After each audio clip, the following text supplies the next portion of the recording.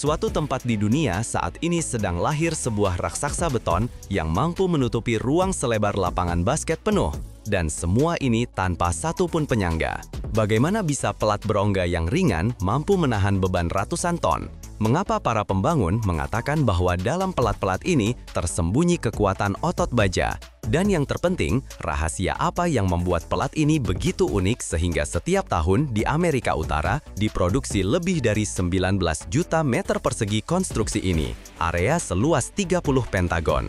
Tetaplah sampai akhir dan Anda akan mengetahui rahasia yang akan mengubah persepsi Anda tentang beton selamanya.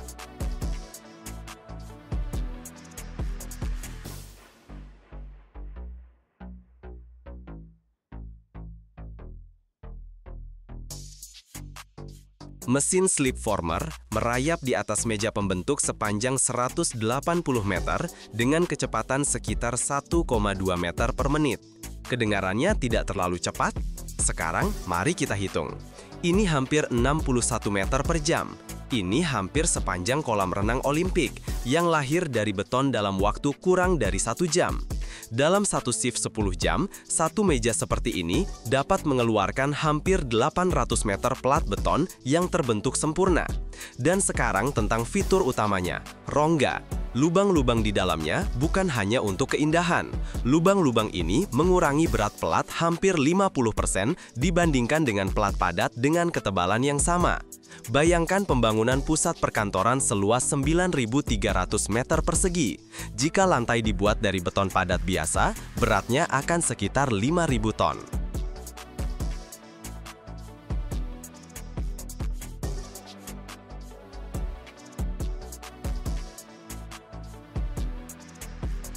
Sedangkan dengan pelat berongga hanya 3.000 ton. Kita baru saja membuang 2.000 ton berat berlebih dari bangunan. Ini adalah berat sekitar 500 gajah dewasa yang sekarang tidak perlu lagi ditopang oleh fondasi dan kolom. Ini memungkinkan seluruh struktur bangunan menjadi lebih ringan, lebih anggun, dan yang terpenting, jauh lebih murah. Tapi bagaimana pelat yang begitu ringan bisa menjadi kuat? Rahasianya terletak pada otot baja yang tegang itu. Beton yang digunakan dalam pelat ini bukanlah beton yang ada di trotoar Anda. Ini adalah beton berkekuatan tinggi yang menahan tekanan lebih dari 560 kg per cm persegi, sedangkan beton biasa hanya 210 atau 280. Dan kabel baja di dalamnya ditegangkan dengan kekuatan sedemikian rupa sehingga menciptakan kompresi konstan dalam pelat.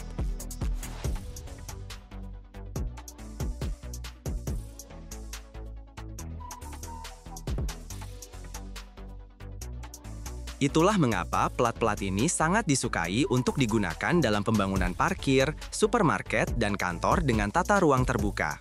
Setiap tahun di Amerika Utara diproduksi lebih dari 19 juta meter persegi pelat lantai berongga. Angka ini benar-benar tidak masuk akal. Ini adalah area yang cukup untuk membangun 30 bangunan raksasa seperti Pentagon. Setiap tahun. Ini bukan sekedar material bangunan, ini adalah seluruh industri yang dibangun atas kecepatan, efisiensi, dan penggunaan sumber daya yang bijaksana. Semuanya dimulai bukan di molen beton, tetapi di landasan udara raksasa yang datar sempurna di dalam bengkel. Ini adalah meja pembentuk. Bayangkan jalur baja yang rata sempurna dan dipoles dengan lebar beberapa meter, tetapi panjangnya 120, 150, dan terkadang 180 meter.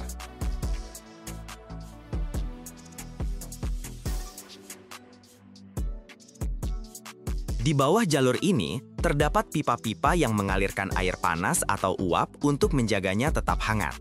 Di kedua ujung jalur ini, berdiri jangkar baja masif yang tertanam dalam fondasi beton tebal.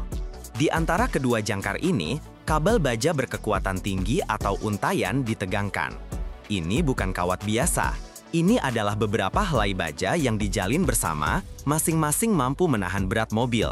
Kabel-kabel ini diletakkan di sepanjang meja 180 meter, membentuk kerangka masa depan pelat. Satu ujung setiap kabel dipasang dengan kuat di jangkar, dan ke ujung lainnya dihubungkan dongkrak hidrolik raksasa. Dan dongkrak ini mulai menarik. Ia menegangkan setiap kabel baja ini dengan kekuatan 13 atau 18 ton.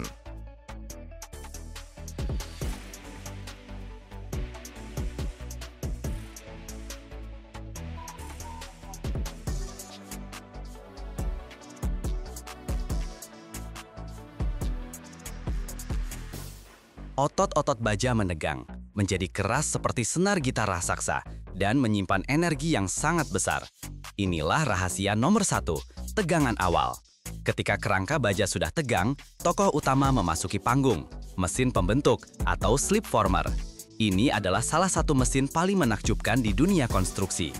Bayangkan makhluk aneh, pendek, bergerak sendiri yang perlahan merayap di atas rel di sepanjang meja panjang kita. Di bagian atas ada bunker besar tempat beton dituangkan. Tapi ini bukan beton cair biasa.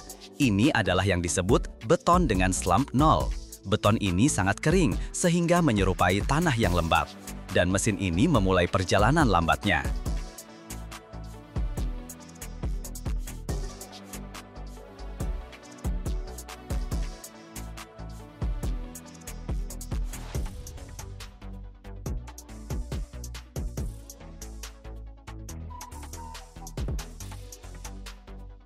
Kedua, vibrator khusus dan pemadat dengan kekuatan luar biasa memadatkan campuran kering ini membuatnya sangat padat. Dan ketiga, yang terpenting, di dalam mesin ada pipa pembentuk khusus yang bergetar melewati ketebalan beton, meninggalkan rongga bulat sempurna dan halus di belakangnya. Mesin ini, seperti siput beton raksasa, perlahan merayap ke depan. Dan di belakangnya, seperti jejak, tertinggal plat beton yang terbentuk sempurna dan tak berujung. Karena betonnya sangat kering, ia langsung mempertahankan bentuknya dan tidak menyebar. Inilah rahasia nomor 2, rongga yang membuat plat 50% lebih ringan dari plat padat.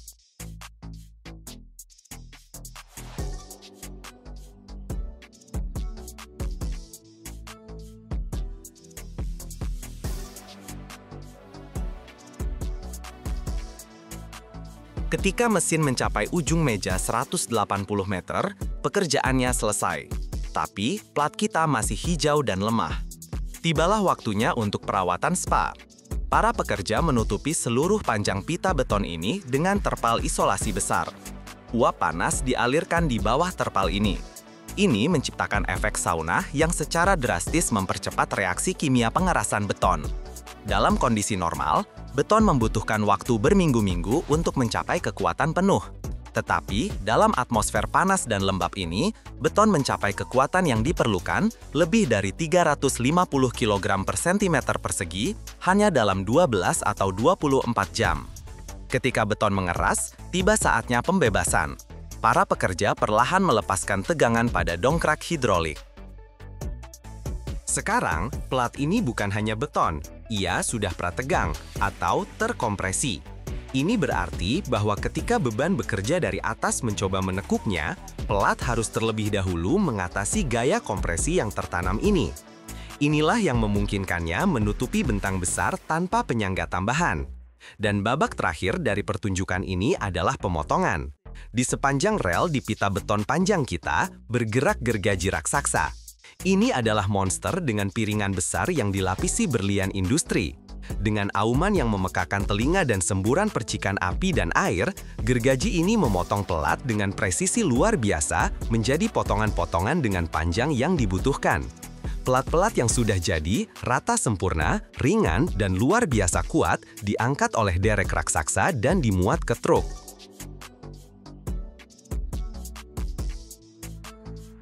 Setiap menit, kabel-kabel tua menghilang dari planet ini. Ribuan kilometer dicabut dari dinding rumah, pabrik, dan mesin.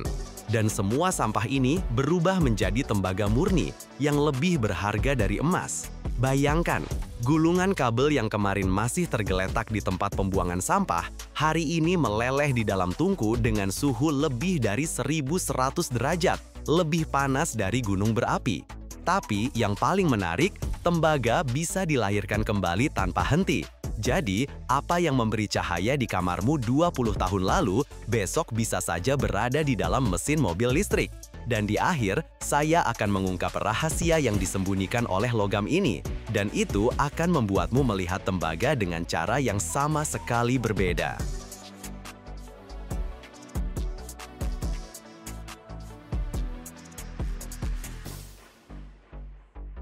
Semua kabel yang kamu lihat di sekitarmu, mulai dari charger lama hingga gulungan kabel industri, memiliki ceritanya sendiri. Mereka pernah menjadi bagian dari kehidupan, mengalirkan listrik, mentransmisikan sinyal. Tapi waktu berlalu, barang-barang rusak, sistem diperbaharui, dan kabel menjadi sampah. Tapi disinilah kehidupan kedua mereka dimulai. Kabel dikumpulkan dari mana saja, dari rumah pribadi, kantor, pabrik, dan bahkan mobil tua. Bayangkan sebuah jaringan logistik raksasa, truk, kontainer, gudang. Ini seperti berburu harta karun, hanya saja hartanya adalah logam dan plastik yang terjalin dalam gulungan. Langkah pertama, penerimaan di pabrik. Di sini, kabel melewati tangan para pekerja berpengalaman yang tidak hanya memilah, mereka seperti arkeolog.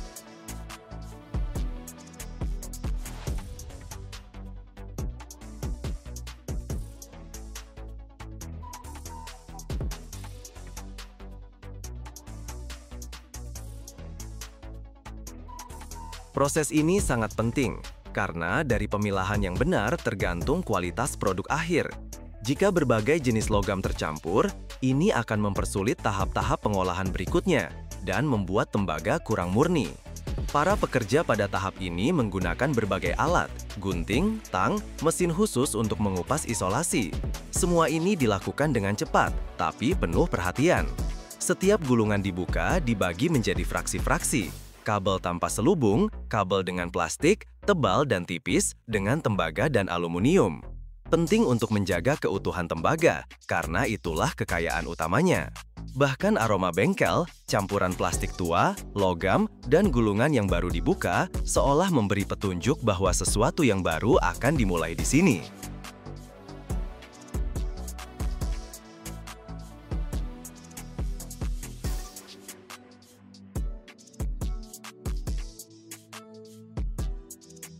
Gulungan-gulungan telah dibongkar, kabel-kabel telah diurai, tetapi keajaiban sesungguhnya masih akan datang. Apa yang baru saja berupa kilometer kabel, kini bersiap untuk melewati jantung pabrik. Mereka menyebutnya dengan berbagai nama, penghancur, shredder, naga bermata pisau.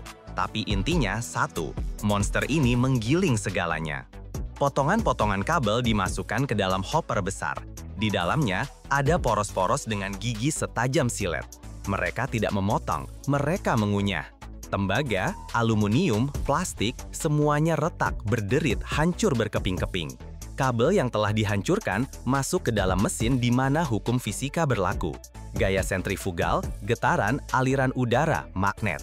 Plastik ringan, ia terbawa oleh aliran. Tembaga berat, ia jatuh ke kompartemen lain.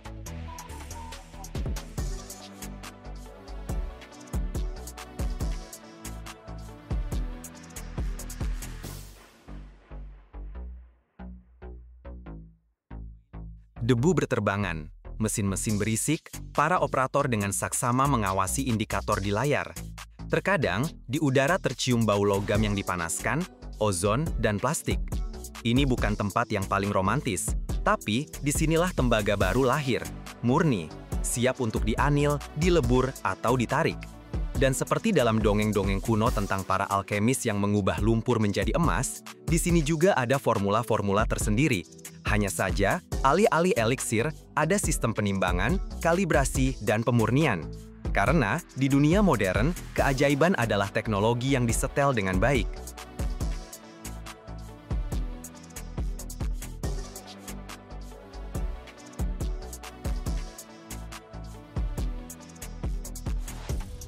Ke dalam tungku secara bertahap ditambahkan flux, zat khusus yang mengikat pengotor berbahaya, oksida, kotoran, sisa isolasi. Mereka mengapung ke permukaan dalam bentuk kerak, terak yang gelap. Kerak ini dikumpulkan secara manual dengan sekop panjang di tengah panas yang terasa bahkan menembus pakaian pelindung. Ini adalah salah satu pekerjaan paling berbahaya di pabrik, tetapi pada saat yang sama, salah satu yang paling megah. Di sini, orang-orang secara harfiah melihat bagaimana tembaga tua dimurnikan. Bagaimana potongan-potongan berkarat berubah menjadi danau yang membara, hampir seperti matahari. Bahkan suaranya pun berbeda di sini. Kental, rendah, sedikit mengancam. Seolah berkata, "Aku adalah tembaga, dan aku kembali."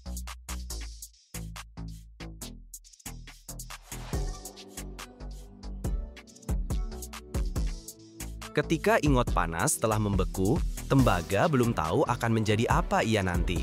Masa depannya ada di tangan para insinyur dan operator mesin giling. Ingot-ingot diangkut ke bengkel penggilingan. Di sana, mereka dipanaskan kembali dan dilewatkan melalui roll-roll raksasa, seolah-olah meratakan adonan yang membara. Setiap kali lebih tipis, setiap kali lebih rata. Begitulah terbentuknya pita tembaga atau bilet untuk kawat. Kemudian, penarikan, drawing.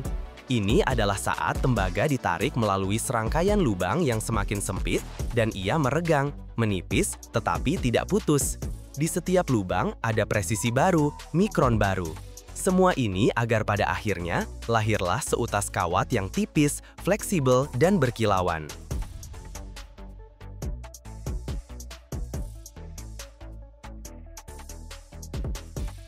Terkadang kawat itu dilapisi isolasi, dan kemudian ia akan berakhir di dinding-dinding rumah. Satu rumah tinggal rata-rata membutuhkan sekitar 200 kg tembaga. Terkadang menjadi lilitan motor mobil listrik, dan terkadang menjadi kumparan-kumparan halus di headphone yang akan mentransmisikan musik dari hati ke hati. Setiap menit, lebih dari 17 ton tembaga bekas didaur ulang di planet ini. Tembaga dapat didaur ulang hampir tanpa henti, tanpa kehilangan kualitas. Ini menjadikannya logam yang ideal untuk penggunaan siklik. Hidup, bekerja, melebur, hidup kembali. Setiap hari, Amerika Serikat saja memproduksi lebih dari 9 juta barel minyak. Bayangkan, satu barel adalah hampir 159 liter. Dan sekarang, kalikan angka itu dengan ribuan sumur bor di seluruh planet. Tapi pernahkah Anda berpikir, apa sebenarnya minyak bumi itu dan bagaimana ia terbentuk? Ini bukan hanya cairan hitam, melainkan hasil proses jutaan tahun di perut bumi. Minyak lahir dari sisa-sisa tumbuhan dan hewan yang diubah oleh tekanan dan suhu menjadi hidrokarbon. Dan dari sinilah bagian paling menarik dimulai. Pencarian, pengeboran, pengolahan, dan transformasinya menjadi bahan bakar yang menggerakkan dunia kita.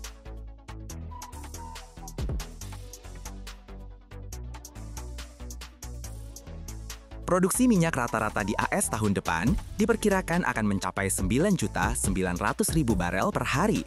Sebenarnya Anda tahu tidak apa itu minyak dan dari mana asalnya? Semua orang bicara soal minyak, tapi tak ada yang menjelaskan apa itu. Kami akan menjelaskannya. Pembentukan minyak bumi adalah proses panjang yang memakan waktu jutaan tahun. Semua dimulai dari penumpukan material organik seperti sisa tumbuhan dan hewan di dasar laut dan danau. Seiring waktu, sisa-sisa ini tertutup oleh lapisan batuan sedimen. Di bawah tekanan dan suhu tinggi, sisa organik mulai berubah menjadi kerogen, zat padat seperti lilin. Peningkatan suhu lebih lanjut, antara 60 hingga 150 derajat Celcius, menyebabkan dekomposisi termal kerogen yang menghasilkan hidrokarbon cair. Hidrokarbon cair inilah yang disebut minyak bumi.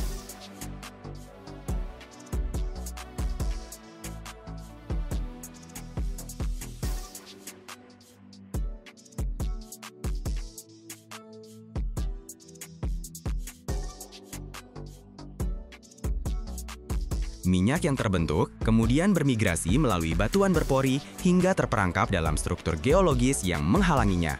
Di sanalah minyak terakumulasi, membentuk ladang minyak. Menariknya, para ilmuwan masih memperdebatkan detail proses ini.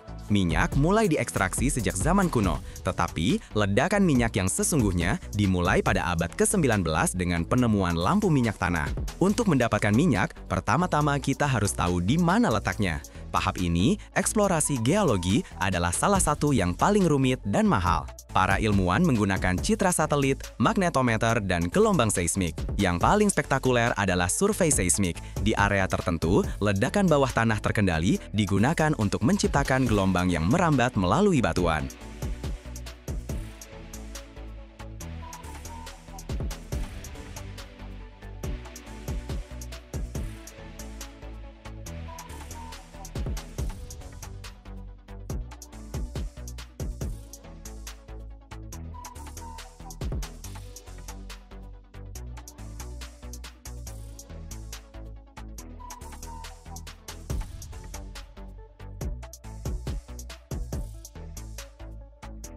Ketika geolog menemukan zona yang menjanjikan, pengeboran sumur pun dimulai.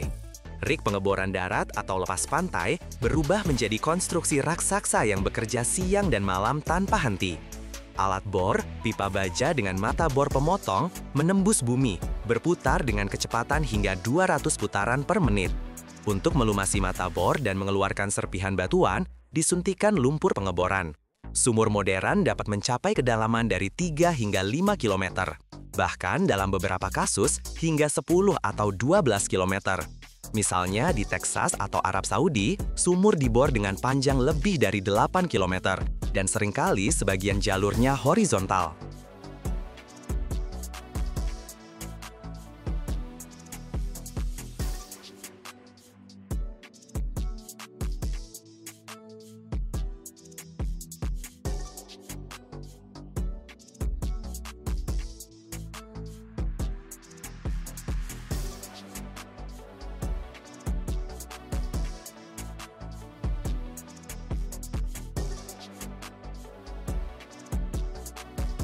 Satu operasi semacam ini menelan biaya jutaan hingga puluhan juta dolar dan tidak selalu berhasil. Tetapi jika sumur tersebut produktif, minyak mulai naik ke permukaan karena tekanan atau dengan bantuan pompa. Arab Saudi adalah salah satu produsen minyak terbesar di dunia. Pada bulan Februari, Arab Saudi memproduksi hampir 9 juta barel minyak per hari. Negara ini berpotensi memperkuat posisinya di pasar energi, karena Saudi Aramco telah menemukan 14 ladang minyak dan gas baru. Setelah eksplorasi dan pengeboran selesai, dimulailah tahap kunci, ekstraksi.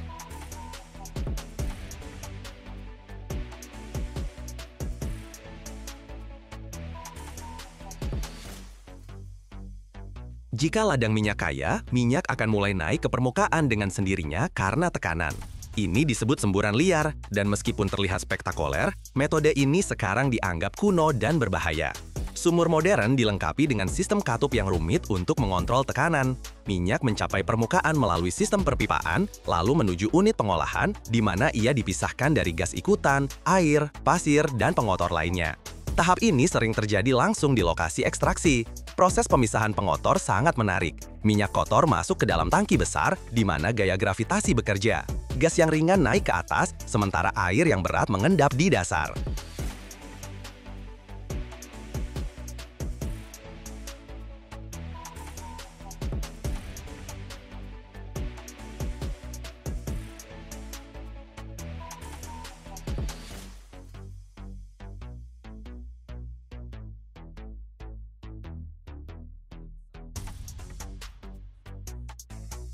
Jika air terperangkap dalam minyak sebagai tetesan mikro, pemisahannya tidak mudah. Maka ditambahkan de-emulsifier, bahan kimia yang memecah emulsi. Terkadang untuk meningkatkan tekanan, digunakan metode ekstraksi sekunder, misalnya menyuntikkan air atau gas ke sumur lain untuk mendorong minyak ke sumur produksi. Teknologi semacam ini memungkinkan ekstraksi hingga 60% cadangan dari sebuah ladang. Produktivitas rata-rata sumur modern di AS adalah antara 500 hingga 1.500 barel per hari. Bayangkan, satu barel adalah hampir 159 liter. Sekarang kalikan itu dengan ribuan sumur di seluruh dunia, dan Anda akan mendapatkan gambaran skala sebenarnya dari produksi minyak.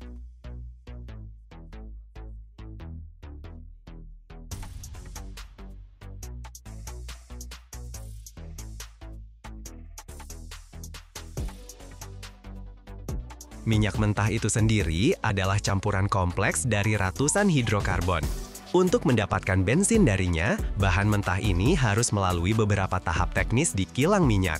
Semuanya dimulai dengan distilasi fraksional. Minyak mentah dipanaskan hingga suhu antara 350 hingga 400 derajat Celcius dan dimasukkan ke dalam menara distilasi. Berbagai komponen minyak menguap dan naik ke ketinggian yang berbeda, lalu mengembun dan dikumpulkan. Fraksi bensin, salah satu yang paling ringan, biasanya dikumpulkan pada suhu antara 40 hingga 200 derajat. Namun, distilasi mentah tidak cukup. Dari proses ini hanya diperoleh sekitar 15 hingga 20% fraksi bensin.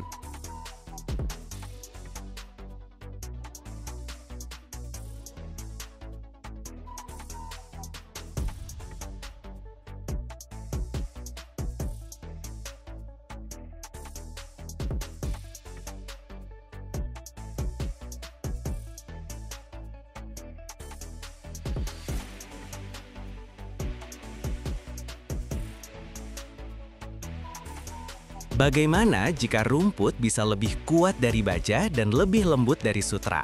Bagaimana satu tanaman bisa berubah menjadi lantai yang tahan pukulan palu dan pada saat yang sama menjadi kain yang lebih sejuk dari katun?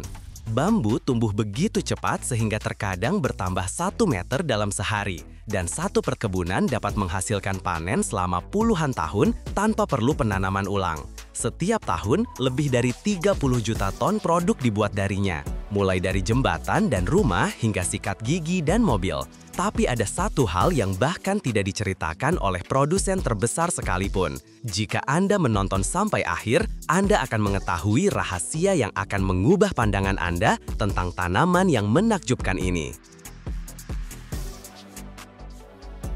Semuanya dimulai di perkebunan bambu yang luas, yang menempati jutaan hektar di seluruh dunia.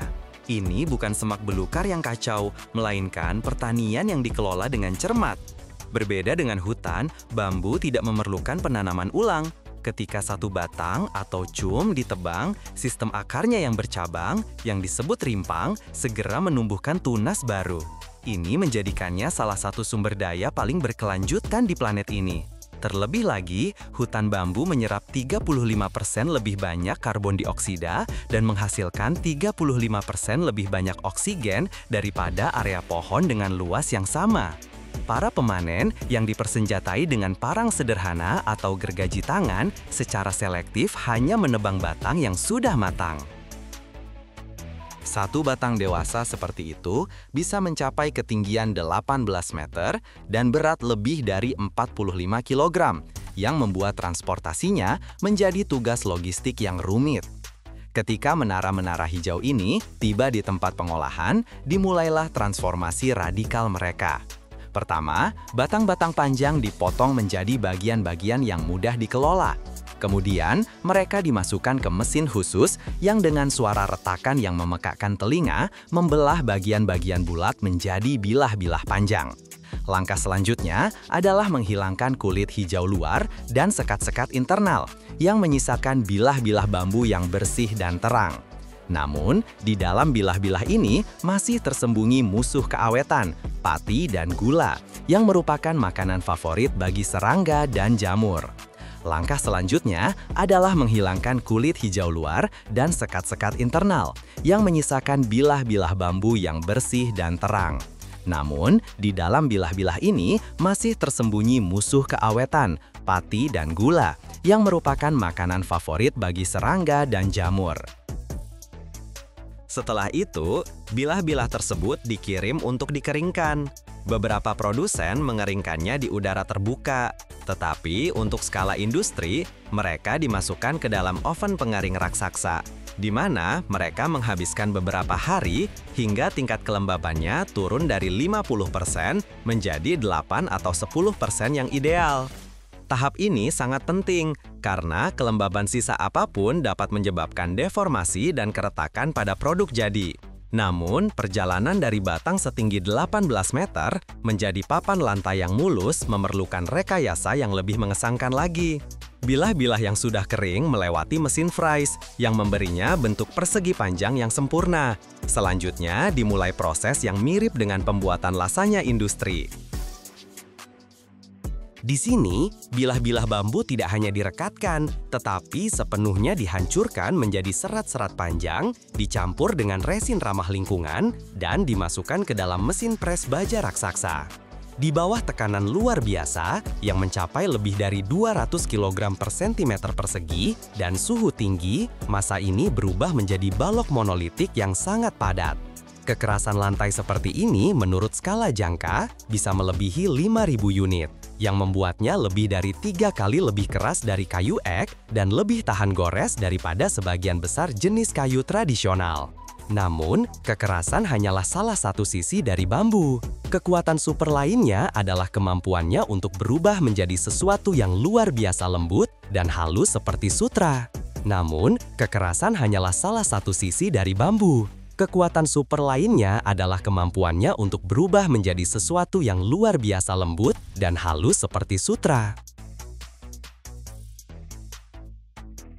Proses ini, yang dikenal sebagai proses viskosa, dimulai dengan menghancurkan bahan baku bambu menjadi pulp selulosa.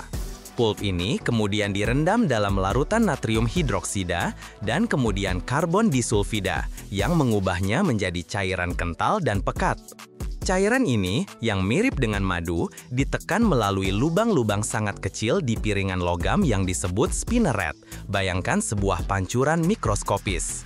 Saat keluar dari lubang, untayan-untayan tipis ini masuk ke dalam bak berisi asam sulfat, di mana mereka langsung mengeras, berubah menjadi serat-serat yang sangat panjang. Serat-serat ini kemudian dicuci, diputihkan, dikeringkan, dan dipintal menjadi benang, yang kemudian ditenun menjadi kain.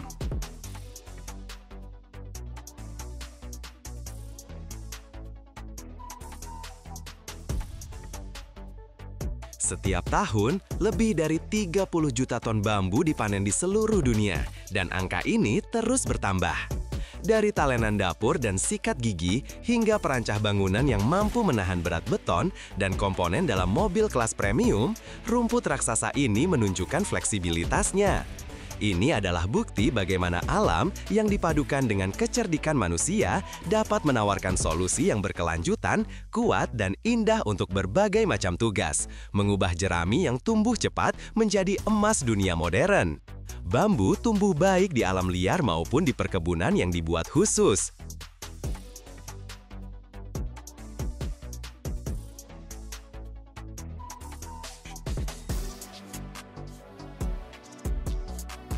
Bambu dibudidayakan untuk produksi bahan bangunan, tekstil, kertas, barang-barang interior, dan sebagai sumber biomasa.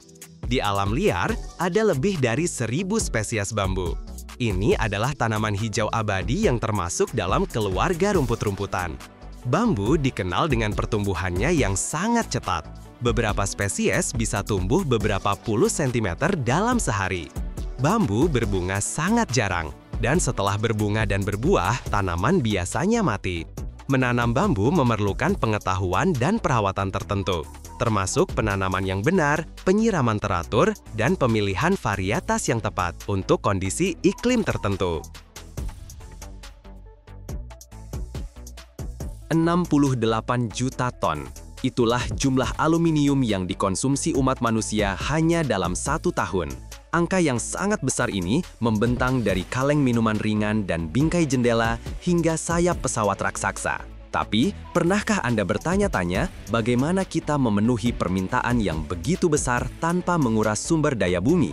Jawabannya terletak pada inovasi revolusioner yang telah mengubah seluruh industri, daur ulang aluminium. Setiap siklus daur ulang tidak hanya menghemat hingga 95% energi yang diperlukan untuk memproduksi aluminium baru, tetapi juga memungkinkan logam ini terlahir kembali dalam waktu 60 hari, setiap kali mempertahankan kualitas aslinya.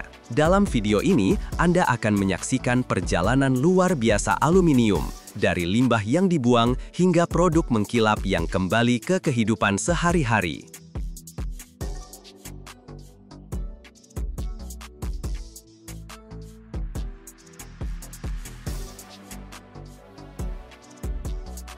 Tidak seperti banyak logam lain yang kehilangan kualitas dengan setiap siklus daur ulang, aluminium dapat digunakan tanpa batas tanpa kehilangan sifat aslinya. Karakteristik unik inilah yang menjelaskan mengapa hampir 75% dari semua aluminium yang pernah diproduksi masih digunakan. Dan Amerika Serikat telah mengubah keuntungan ini menjadi kekuatan industri. Berkat sistem pengumpulan dan peleburan canggih, aluminium daur ulang kini menyumbang lebih dari 1/3 pasokan tahunan negara, menghemat energi yang cukup untuk memberi daya pada jutaan rumah tangga setiap tahun. Tetapi manfaatnya bukan hanya ekonomi. Daur ulang aluminium juga memainkan peran lingkungan yang sangat penting. Setiap ton aluminium daur ulang mencegah hingga 9 ton emisi karbon dioksida, yang berarti puluhan juta ton gas rumah kaca yang tidak masuk ke atmosfer setiap tahun.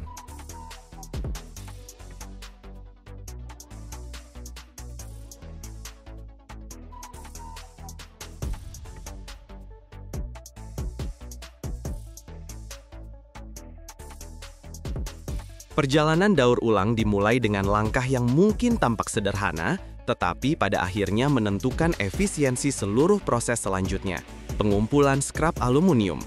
Di Amerika Serikat, pemimpin dunia dalam daur ulang aluminium, sistem ini bekerja dalam skala besar. Setiap tahun, puluhan juta ton aluminium dikumpulkan dari sumber yang tak terhitung jumlahnya, menciptakan aliran konstan yang memberi makan industri. Yang membedakan aluminium adalah nilai ekonomi bawaannya sudah pada tahap pengumpulan. Kaleng aluminium bekas bernilai berkali lipat lebih tinggi daripada botol plastik, memberikan insentif kuat bagi individu dan bisnis untuk mengembalikan aluminium ke siklus produksi.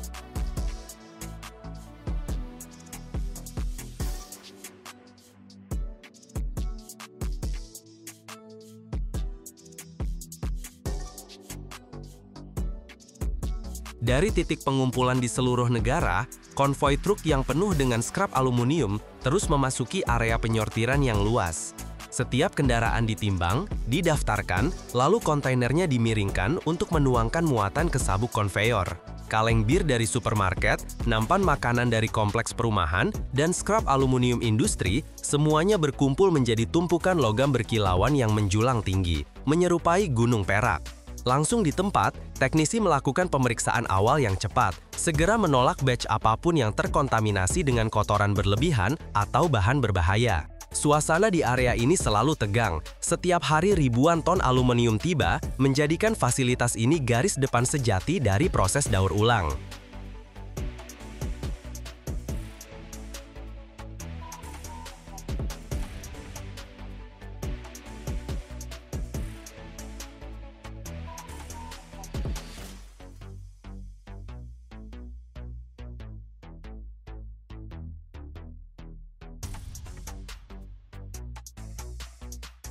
Di pabrik daur ulang, aliran skrap aluminium dimasukkan ke sabuk konveyor panjang yang bergerak terus-menerus.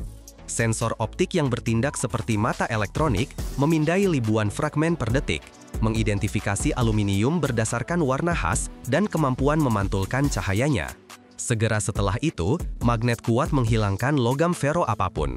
Sementara semburan udara yang dihitung dengan tepat meniup aluminium menjauh dari plastik, kertas, dan sampah yang lebih ringan. Melalui beberapa lapisan pemisahan, campuran limbah yang kacau secara bertahap berubah menjadi aliran aluminium yang lebih homogen, dikumpulkan dengan rapi dalam tumpukan perak yang berkilau. Sejak saat ini, aliran aluminium menjadi homogen secara kimia dan terkontrol ketat, siap untuk masuk lebih dalam ke proses daur ulang.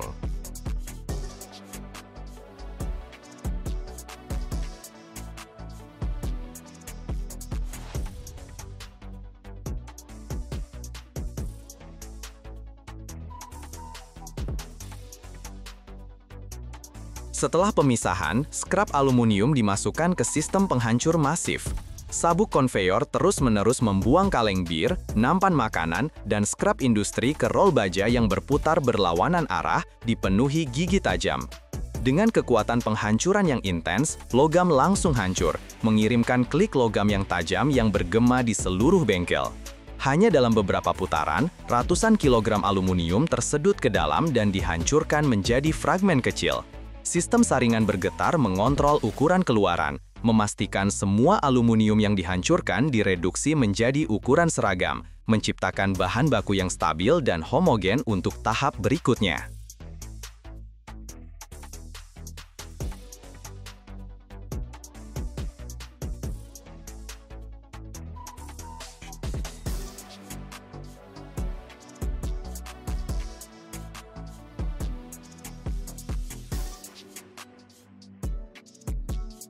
Fragmen aluminium yang dihancurkan dimasukkan langsung ke tungku industri, jantung dari seluruh proses daur ulang. Tergantung pada jenis skrap dan produk akhir yang diinginkan, pabrik dapat menggunakan tungku reverberatori, tungku putar, atau tungku busur listrik. Suhu internal dipertahankan pada tingkat dari 660 hingga 750 derajat, yang cukup untuk melelehkan aluminium tanpa menguapkan komponen paduan yang berharga. Aluminium dimuat melalui lubang atas atau saluran miring, kemudian terus diaduk baik dengan bilah mekanus atau injeksi udara terkontrol. Sepanjang proses peleburan, sensor termal dan penganalisis kimia bekerja terus-menerus, memastikan setiap batch aluminium cair memenuhi spesifikasi teknis yang tepat.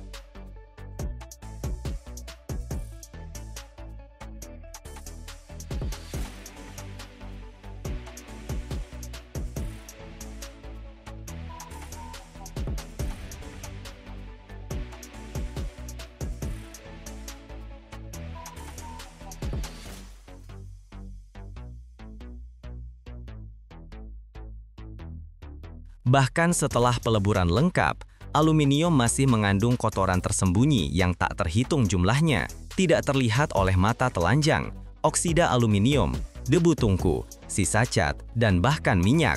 Untuk menghilangkan kontaminan ini, pabrik melakukan proses pemurnian langsung di tungku. Metode paling umum adalah pemberian fluks. Agen fluks khusus ditambahkan ke aluminium cair. Saat bereaksi, fluks berikatan dengan kotoran, membentuk lapisan terak ringan yang mengapung di permukaan. Lapisan ini kemudian disingkirkan, meninggalkan logam yang lebih murni dan halus.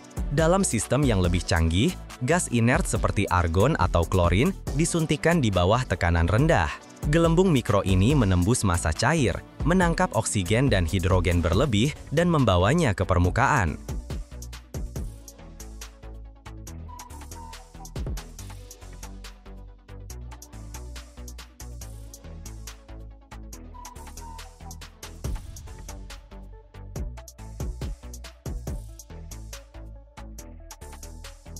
Begitu aluminium cair mencapai kemurnian yang diinginkan, dialirkan ke zona pengecoran, di mana ia mulai mengambil bentuk fisik pertama yang jelas. Ini adalah transisi penting dari cair ke padat, dari massa logam amorf menjadi unit terstruktur yang dapat diukur dan diangkut. Aluminium dituang ke dalam cetakan yang terbuat dari baja, grafit, atau bahan tahan panas khusus. Ini bisa berupa cetakan vertikal untuk batangan, cetakan horizontal untuk pelat tebal, atau sistem pengecoran kontinu berpendingin air. Kecepatan penuangan, suhu cetakan, dan intensitas pendinginan semuanya dikalibrasi dengan tepat. Jika dituang terlalu cepat, aluminium dapat membentuk kantong gas. Jika cetakan terlalu dingin, logam dapat mengeras secara tidak merata.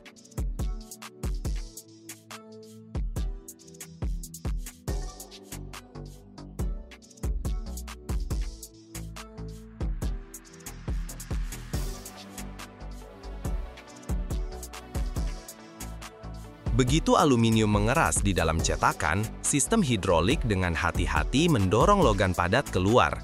Penjepit mekanis menangkap batangan berat yang seringkali memiliki berat puluhan kilogram, mengangkatnya dan menempatkannya di konveyor baja paralel.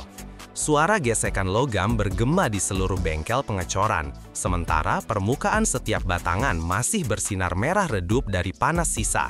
Satu demi satu, batangan diekstraksi sesuai irama kerja peralatan, berbaris rapi di sabuk bergerak.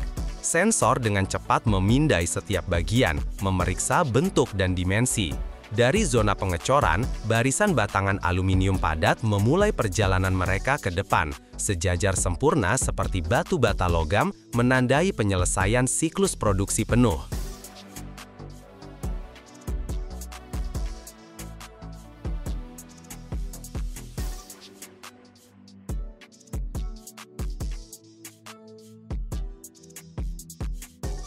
Setelah diekstraksi dari cetakan, batangan aluminium dipindahkan ke tungku pemanasan awal untuk melunakannya, membawa logam ke kondisi ideal untuk penggulungan.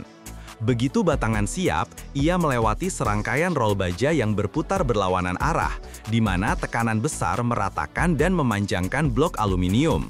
Proses ini diulang di beberapa pabrik penggulungan, dengan celah antara setiap pasangan secara bertahap berkurang. Hasilnya, batangan yang awalnya memiliki ketebalan beberapa sentimeter secara bertahap berubah menjadi lembaran logam tipis dan seragam. Pada tahap akhir, lembaran mencapai ketebalan targetnya, seringkali hingga beberapa 1/100 mm, dan bergerak maju sebagai strip kontinu, kemudian digulung erat menjadi gulungan besar.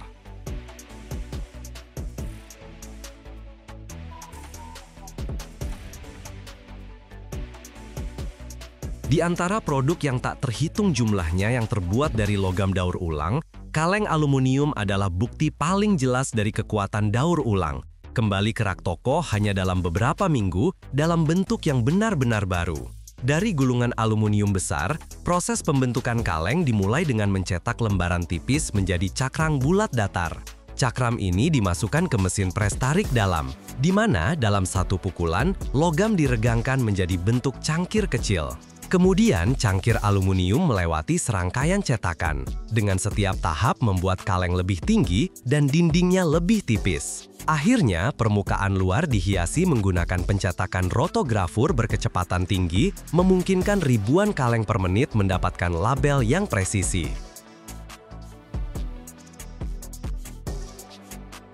Setiap tahun, lebih dari 50.000 ton uranium ditambang di seluruh dunia.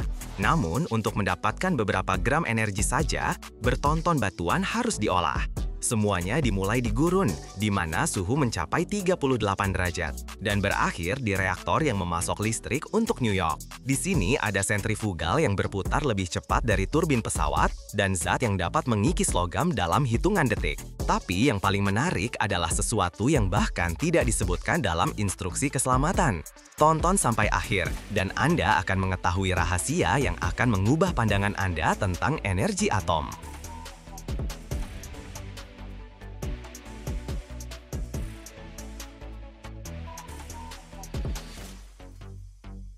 Semuanya dimulai dari debu. Secara harfiah, biji uranium ditambang di daerah panas, Arizona, Wyoming, Texas, New Mexico.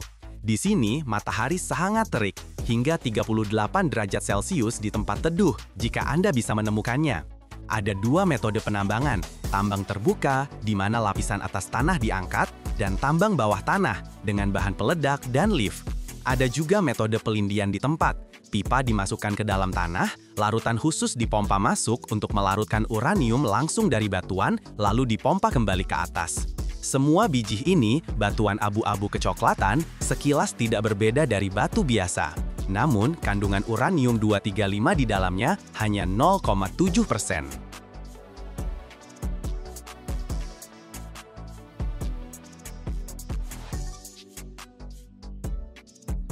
Sisanya adalah massa yang hampir tidak berguna, yang tidak berfungsi di reaktor. Dan untuk memerah setetes energi yang dibutuhkan, ratusan ton batuan harus diolah. Setelah ditambang, biji dihancurkan, digiling, dan dimasukkan ke dalam rendaman kimia. Ditambahkan larutan asam atau alkali. Kemudian, penyaringan, pengendapan, dan pengeringan pada suhu 260 derajat. Dan hasilnya adalah yellow cake, sebuah konsentrat bubuk berwarna kuning. Nama resminya adalah konsentrat uranium oksida, tetapi semua orang di pabrik menyebutnya yellow cake. Tampilannya cantik, berwarna mustard, gembur, seperti bumbu barbeque. Tapi jangan sampai terhirup atau tersentuh. Radiasi alfa, waktu paruh yang panjang, debu berbahaya.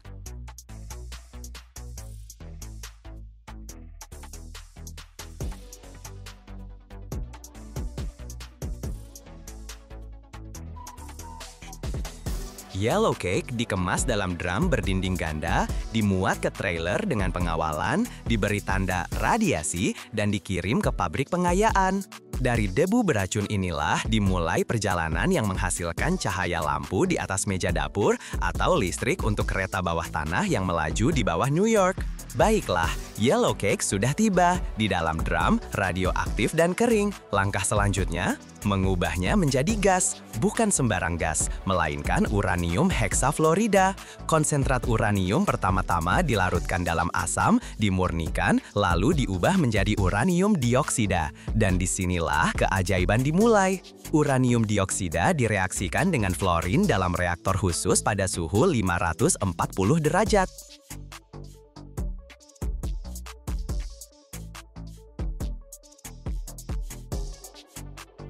Reaksi ini menghasilkan gas transparan yang mudah menguap, yang mendidih pada suhu 56 derajat. Artinya, cukup dipanaskan sedikit dan ia berubah dari kristal menjadi uap. Tapi tidak sesederhana itu. Gas ini sangat beracun. Ia mengikis logam, merusak kulit, dan di udara lembab langsung berubah menjadi hidrogen fluorida dan asam uranat. Sebuah koktail mematikan. Itulah mengapa semua ini dilakukan dalam reaktor otomatis yang kedap udara. Zat ini terbentuk sebagai kristal padat keputihan jika didinginkan hingga suhu kamar. Kristal-kristal ini disimpan dalam kontainer baja, drum dengan ukiran dan tanda radioaktif. Setiap drum beratnya hampir 14 ton.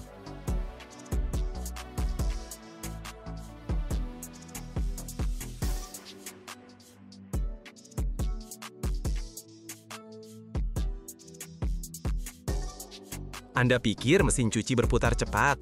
Anda belum melihat sentrifugal nuklir yang berputar 70.000 putaran per menit. Itu 10 kali lebih cepat dari turbin pesawat. Dan semua ini hanya untuk satu tujuan, memisahkan isotop uranium. Uranium heksafluorida, gas beracun yang baru saja kita buat, dipompa ke dalam ruang silinder yang tinggi dan ramping, yang dipercepat hingga kecepatan luar biasa. Gaya sentrifugal melakukan tugasnya. Atom uranium-238 yang lebih berat terlempar ke tepi, sementara yang lebih ringan, uranium-235, tetap berada di dekat pusat.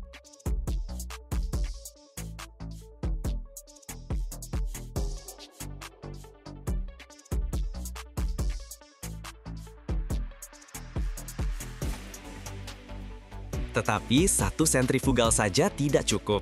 Jadi mereka dihubungkan dalam kaskade yang terdiri dari ratusan bahkan ribuan unit. Setiap unit sedikit memperkaya gas dan meneruskannya ke unit berikutnya. Siklus ini berulang terus hingga kandungan uranium-235 mencapai setidaknya 3 hingga 5%. Ini adalah standar untuk reaktor. Oke, gas sudah diperkaya, tapi dalam bentuk gas, ia tidak bisa memberi makan reaktor. Jadi sekarang ia diubah lagi, kali ini menjadi bentuk keramik padat. Setelah serangkaian reaksi kimia, gas tersebut menjadi uranium dioksida, zat padat berwarna abu-abu gelap. Bubuk ini dipadatkan di bawah tekanan 20 ton menjadi pelet silinder kecil berdiameter 8 mm. Terlihat hampir lucu.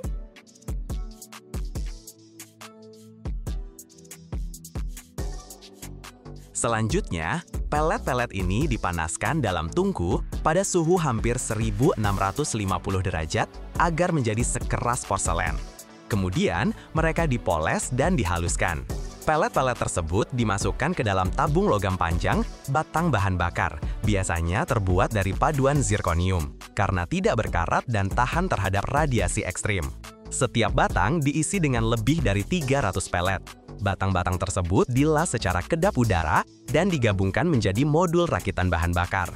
Bentuknya seperti kerangka dari puluhan tabung yang disusun dalam bentuk persegi. Satu rakitan seperti ini bisa berbobot lebih dari 680 kg dan beroperasi hingga 6 tahun di dalam reaktor. Bahan bakar yang sudah jadi dikemas dalam kontainer berlapis baja. Transportasinya dilakukan di bawah pengawalan melalui rute khusus dengan pendamping dan GPS. Setelah semua proses ini, tersisa uranium heksafluorida bekas yang disebut tailings. Ini adalah campuran isotop yang masih mengandung sedikit uranium-235 tapi tidak banyak. Tailings ini disimpan dalam drum baja di area khusus di bawah pengawasan. Ketika sebuah rakitan bahan bakar telah menyelesaikan masa tugasnya selama 4 atau 6 tahun di jantung reaktor, ia bukan lagi bintang yang bersinar. Rakitan itu diangkat oleh sistem robotik dan dipindahkan ke kolam air. Kedalamannya lebih dari 6 meter. Air berfungsi mendinginkan dan melindungi dari radiasi karena bahan bakar tersebut masih sangat panas. Di sana, ia beristirahat selama beberapa tahun. Kemudian, ada dua pilihan. Penyimpanan kering jangka panjang dalam kontainer beton berdinding ganda atau pemprosesan ulang. Proses ulang dilakukan di negara lain, karena Amerika Serikat sebagian besar menyimpannya, bukan memproses ulang. Di fasilitas penyimpanan kering, rakitan-rakitan ini berdiri selama puluhan tahun, didinginkan oleh ventilasi alami, seolah-olah berada di sebuah biara nuklir.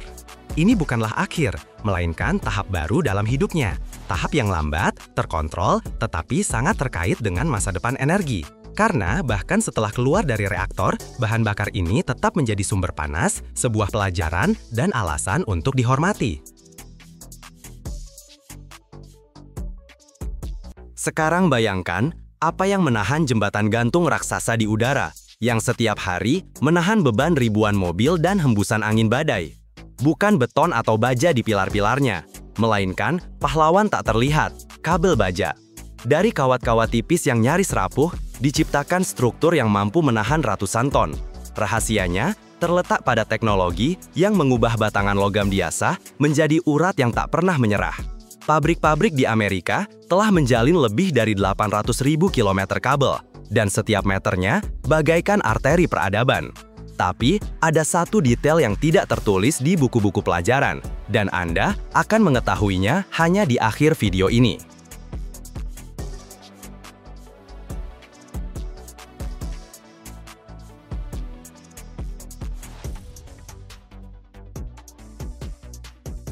Semuanya dimulai dengan pemilihan bahan baku. Kawat baja berkualitas tinggi yang harus memiliki kekuatan dan kelenturan luar biasa. Kawat-kawat ini melewati proses penarikan dingin, cold drawing, di mana batangan baja tebal ditarik melalui lubang-lubang khusus, secara bertahap mengurangi diameternya menjadi benang-benang tipis namun sangat kuat. Proses ini tidak hanya membuat kawat lebih tipis, tetapi juga meningkatkan sifat mekanisnya, membuatnya tahan terhadap putus. Bayangkan, setiap meter kawat ini mampu menahan beban yang sangat besar, namun tetap fleksibel dan elastis. Setelah kawat siap, dimulailah bagian yang paling menarik, pembentukan kabel baja. Puluhan, bahkan ratusan benang seperti ini dipilin menjadi untayan, strands, lalu dijalin menjadi struktur yang kompleks.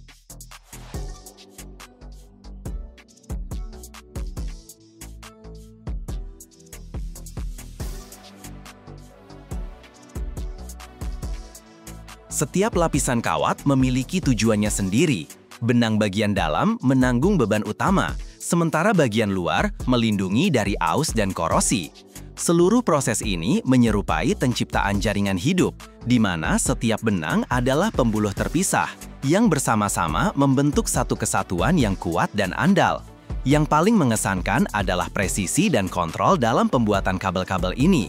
Setiap tahap disertai dengan pengujian ketat, kekuatan tarik, ketahanan terhadap tekukan, dan pengaruh kondisi cuaca diperiksa. Pengujian dilakukan dengan menggunakan peralatan khusus yang mensimulasikan beban yang akan dialami kabel selama penggunaannya di jembatan.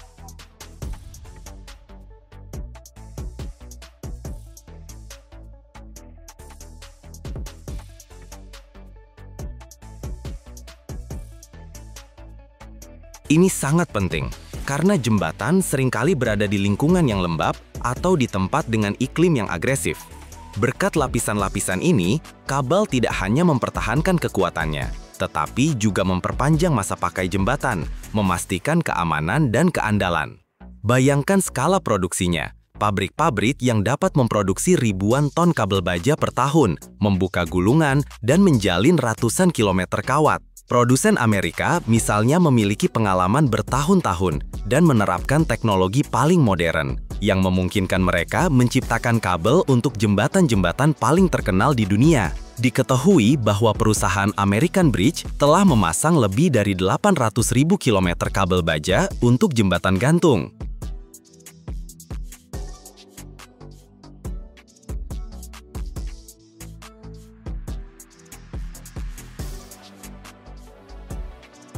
Satu hal lagi yang membuat saya terkesan adalah peran para insinyur dan teknolog yang terus-menerus menyempurnakan proses produksi. Mereka bekerja untuk membuat kabel menjadi lebih kuat, lebih ringan, dan lebih tahan terhadap beban ekstrim. Penggunaan paduan baru, penyempurnaan metode pemilinan dan pelapisan, semua ini membuat kabel baja modern menjadi mahakarya rekayasa sejati. Selama tur, saya melihat bagaimana gulungan-gulungan raksasa berisi kawat baja bergerak mulus di atas konveyor, bagaimana kawat melewati proses penarikan dingin, dan bagaimana para ahli mengontrol setiap sentimeter dari proses ini.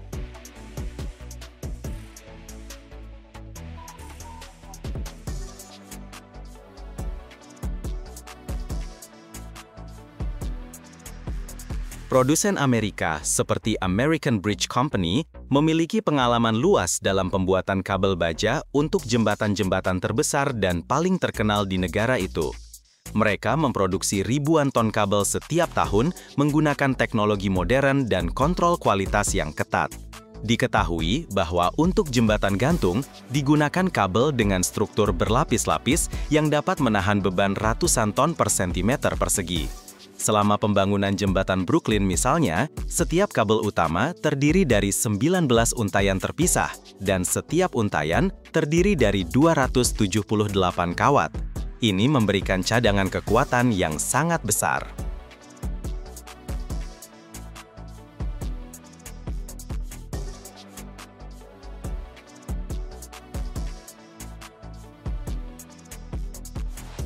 Produksi kabel baja di AS adalah kombinasi dari tradisi dan inovasi, di mana keahlian para insinyur dan teknolog dilengkapi dengan lini otomatis dan peralatan modern. Setiap tahap, dari pemilihan bahan baku hingga aplikasi lapisan pelindung, dikontrol dengan perhatian maksimal, karena dari sinilah bergantung keselamatan ribuan orang yang setiap hari menggunakan jembatan. Sementara itu, perusahaan-perusahaan Eropa, khususnya di negara-negara seperti Jerman, Prancis, Italia, serta di Ukraina, Rumania, dan Polandia, memainkan peran penting dalam pasokan kabel baja untuk pembangunan jembatan dalam berbagai skala.